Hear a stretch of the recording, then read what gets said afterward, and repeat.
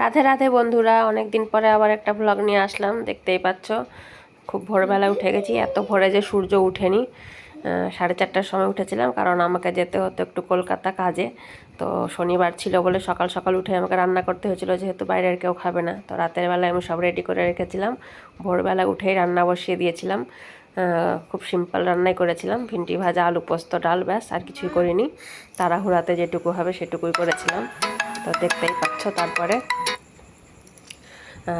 ভোরবেলা হতে হতে আমার রান্না হয়ে গেছিলো। তারপরে আমি কাপড় টাপড় কেচে স্নান টান করে টিফিন রেডি করে, আমার ছেলের জন্য টিফিন বানিয়ে সব রেডি করে নিজে রেডি হয়ে বেরিয়ে পড়েছিলাম কলকাতা যাওয়ার জন্যে। তো আমরা 3জন যাচ্ছিলাম, আমি, আমার শাশুড়ি মা আর আমার ননদ, 3জন মিলে। আমাদের একটু কাজ ছিল বলে। তো দেখতেই পাচ্ছ স্টেশন চলে এসেছি। তারপরে আমরা ট্রেনে উঠে যাই।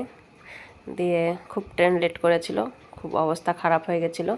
তো আমার শাশুড়িমা লুচি আর আলুর তরকারি বানিয়ে এনেছিল ট্রেনে খাওয়ার জন্য, কারণ শনিবার বাইরে কিছু খাবো না বলে। তো সেই সব খেয়ে ট্রেনে উঠেই খেয়ে নিয়েছিলাম, ভিড় হওয়ার আগে দিয়ে রওনা দিয়েছিলাম। অবস্থা খুবই খারাপ হয়ে গেছিলো, এত ট্রেন লেট, উপরের থেকে এত গরম, এত গরম। তো তার মধ্যে মজা করতে করতেই যাচ্ছিলাম আমরা। দেখতেই পাচ্ছ কী অবস্থা, আমাদের ঘেমে অবস্থা খারাপ। তো যাই হোক, তারপর গিয়ে আমরা চলে গেছিলাম ফেরিঘাটে, কারণ কাজটা আমাদের ছিল ওই বাবুঘাটের ওই সাইডে।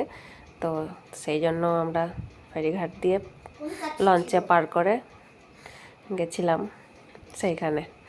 তো তোমরা যারা যারা আমার ভিডিও দেখছো তারা প্লিজ একটু লাইক কমেন্ট করে দিও, পারলে একটু শেয়ার করে দিও যদি পারো তো, আর একটু সাপোর্ট করো প্লিজ। একে অপরকে সাপোর্ট না করলে কিন্তু ফেসবুকে গ্রো করা কিছুতেই যাবে না। তো প্লিজ তোমরা একটু সাপোর্ট করো, যাতে আমিও সবাইকে সাপোর্ট করি, যাতে একে অপরকে সাপোর্ট করে আমরা গ্রো করতে পারি, সেটাই আমাদের সবারই ইচ্ছে। তো সবাই একটু হেল্প করো। তো দেখতেই পাচ্ছ, তারপরে আমরা ওই দিকে চলে গেছিলাম লঞ্চে পার হয়ে, দিয়ে ওইখানে কাজকর্ম শেষ করে তারপরে বাড়ি ফেরার পালা। কাজ হয়ে গেছে আমাদের, তারপর আমরা বাড়ি ফিরছিলাম।